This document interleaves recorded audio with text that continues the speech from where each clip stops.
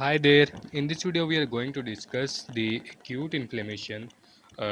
Inflammation is basically classified into two types. One is acute inflammation and other is chronic inflammation. So, when it comes to acute inflammation is characterized by three prominent features, which is the dilation of the small blood vessels, leading to increased blood flow, increased permeability of microvasculature, and emigration of the leukocytes. These three are the most prominent features of the acute inflammation. When there is acute inflammation, there will be vasodilation, there will be increased vascular permeability, and there will be transmigration of leukocyte from the blood cells to this from the blood vessels to the site of injury. So what happens when there is acute inflammation? There is a specific reaction of the blood vessel to this acute inflammation. And what happens when there is inflammation? Fluid moves out of the blood vessels. The fluid that comes out of the blood vessel is of two types. One is exudate, which and the formation of exudate is called exudation, and other fluid is transudate. So what is exudate? Exudate is basically an extracellular fluid which is rich in cellular debris as well.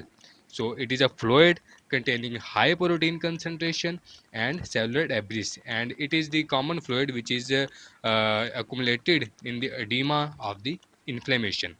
And what is transudate?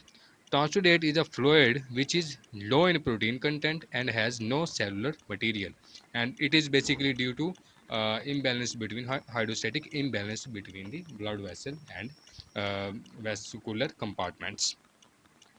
So what is edema? Edema is basically collection of fluid in extracellular spaces and serous cavities, and this edematous fluid can be exudate or it can be transudate. So what is pus? Pus is also a fluid and it is an exudatory fluid, and it is produced as a result of inflammation, and it is also rich in the cellular debris and dead inflammatory cells. So what is exudate? Exudate is a protein rich cell rich fluid. Transudate is a protein contains low protein and it contains no cellular material, and edema is a collection of fluid which can be exudate or which can be transudate, and pus is an exudate fluid. It is produced as a response of inflammation. So what are the changes in the blood vessels when there is an inflammation? Vasodilation is the most prominent response of the uh, normal tissues towards cellular injury. When there is cellular injury, different inflammatory mediators are released. These inflammatory mediators act on the blood vessels, and these blood vessels induce vasodilation. Which are these inflammatory mediators? Most probably, histamine is involved in this process, and when blood vessels dilate, there is increased blood flow, and when blood flow to a tissue increases, tissue also becomes hot. As a result, it gives general feeling of hotness, or its temperature is increased. Moreover, there is also increased vascular permeability. So, two responses are shown by blood vessels: vasodilation and increased vascular permeability. So, when there is vasodilation, blood flow increased, and this increased blood flow gives a sensation of increased temperature, as well as there is redness of the tissue. And vasodilation is also followed by permeability, and when there is permeability increases, fluid moves out. When fluid moves out, the speed of the blood in the blood vessels also decreases due to vasodilation, and blood also gets thicker, due to which there is stasis of the blood in the tissue, which gives the sensation or appearance of the vascular congestion and erythema or localized redness. So as a result of this stasis, leukocyte also come in contact with the blood vessel, and then margination and rolling, and that process occurs, which we will be studying next. So what happened here? This was the blood vessel, and there is a exudate. In this figure, there is formation of exudate when there was an inflammatory reaction. This endothelial cell moved and created a gap, and fluid moved out. And this fluid contains protein as well as cellular debris, so it is exudate. And what happens transudate? In transudate, there is osmotic pressure disturbances. As a result, fluid moves out, and it is low in protein content and does not contain cellular materials. The next response in the acute inflammation is increased vascular permeability, and this increased vascular permeability is due to three factors. which may be due to retraction of the endothelial cells when there is endothelial injury, or the endothelial cells are activated by cytokines such as histamine, bradykinin, and other inflammatory mediators. The endothelial cell move away. As a result, there is a retraction of endothelial cell and gaps are created through which fluid moves out. So there is a retraction of endothelial cell. Another response is endothelial injury. Many injuries such as burns also damage the endothelial cell, and when the endothelial cells are damaged, automatically gaps are created, and these gaps allow the movement of fluid outside the blood vessels. Third response is the increased transport of fluid through endothelial cell, which is called transcytosis. What happens? Specific channels are formed inside the endothelial cells, and these channels allow the movement of the fluid, and these are formed in response to the vascular endothelial derived growth factor.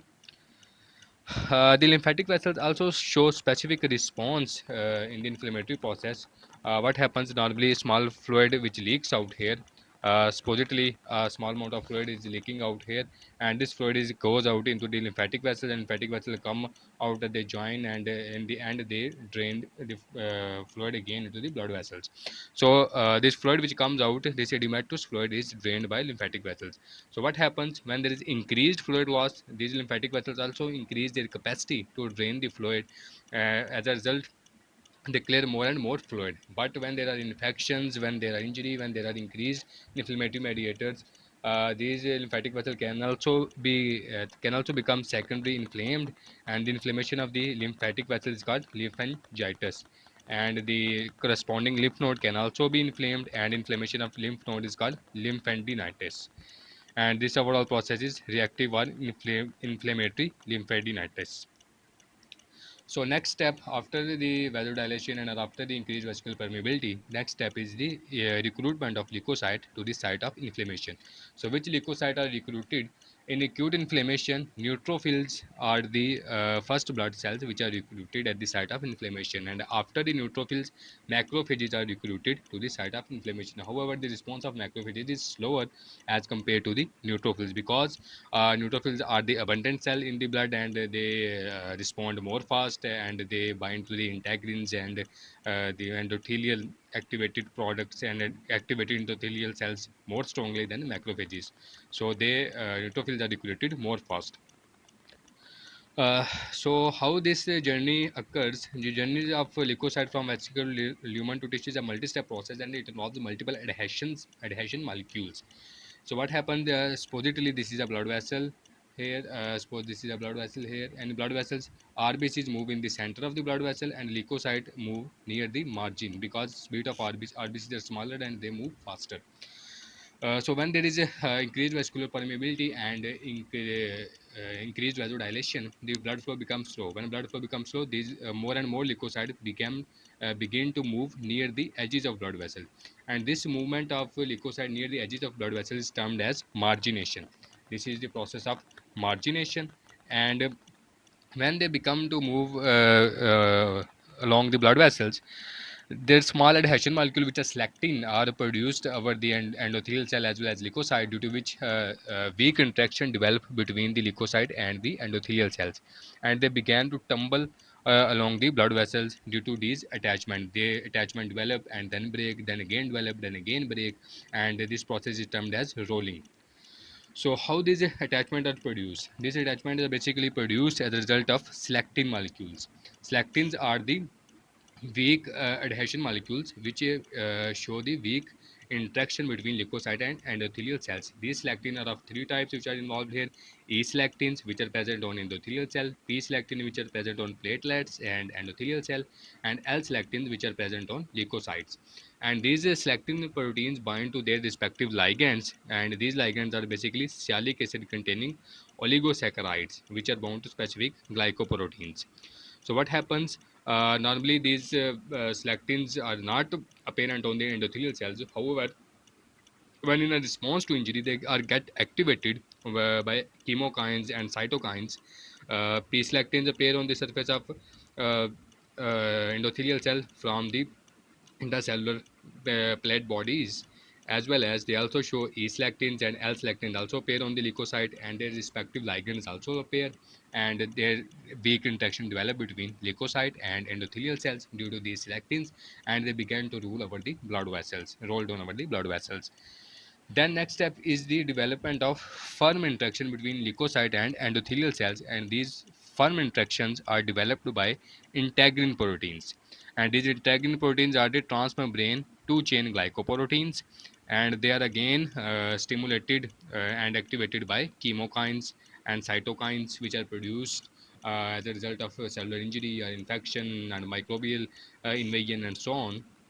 So when integrins are developed on the leukocytes, corresponding ligands also appear on the endothelial cell, and these ligands can include intercellular adhesion molecules 1, ICAM1, or leukocyte function antigen, LFA, or macrophage 1 antigens, and so on.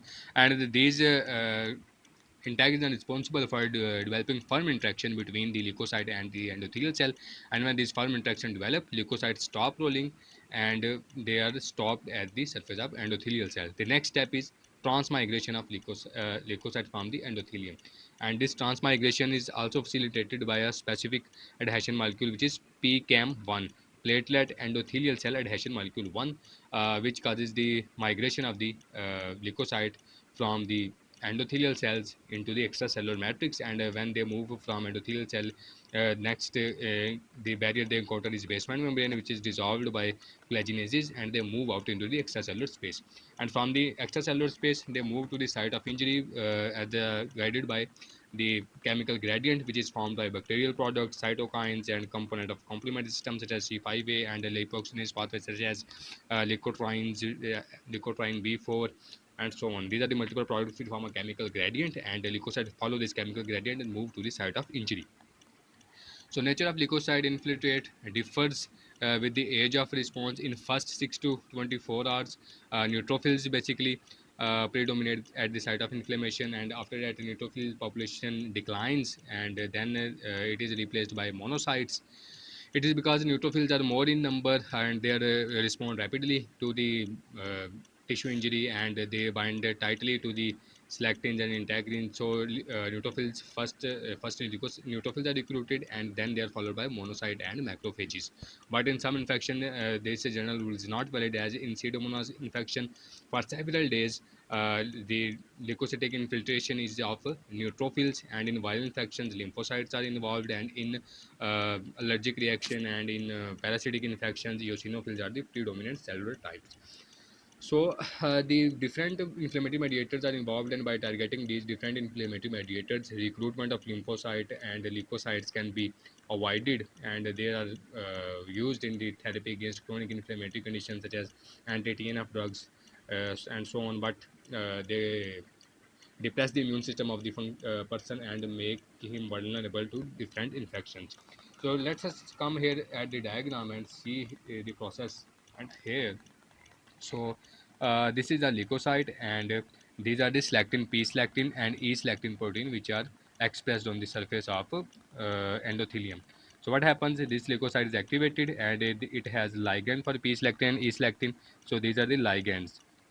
Style Lewis X modified glycoprotein. So what happens? P-selectin and E-selectin get attached to the ligands, and in the next step, what happens, the integrin proteins on it also get attached to their respective ligands, and then cell moves out, transmigrates from the endothelium, which is induced by PCAM1. So first there was rolling, then there is integrin activation by chemokines, and then stable adhesion are formed, then migration to endothelium occurred. So first weak interaction by P-selectin and E-selectin, then firm interaction by integrins, then transmigration to endothelium. Then they followed the chemical gradient, and chemotaxis occur, then they reach the site of inflammation or site of tissue injury. So it was all about the migration of the leukocytes toward the site of injury. And next lecture we will study how leukocyte kill the uh, respective organism. So here is also a small difference between neutrophil and macrophages. So neutrophils basically rise from hematopoietic stem cell in bone marrow. Macrophages also rise from there, but also reside in the tissues. Lifespan of neutrophils is 1 to 2 days, while macrophages can survive up to years, days, weeks, or years. and response of neutrophils is rapid, while macrophages respond slowly, but they have prolonged response. And the active oxygen species are rapidly formed inside the neutrophil, but they are less prominent in the macrophages. Nitric oxide is low in level in neutrophil, but it is induced in the macrophages.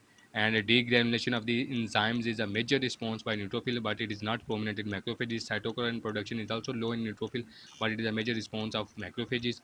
NET, which are the traps formed by neutrophil, is also a rapid response in response in neutrophil, but it is absent in macrophages. And lysosomal enzyme are also secreted by neutrophils, but they are less prominent in macrophages. So this is a basic difference between neutrophil and macrophages, which we'll study in next lectures too. So in the next lecture, we will study about phagocytosis and how neutrophils and leukocyte kill the microorganism. It was all about today's lecture. Thank you.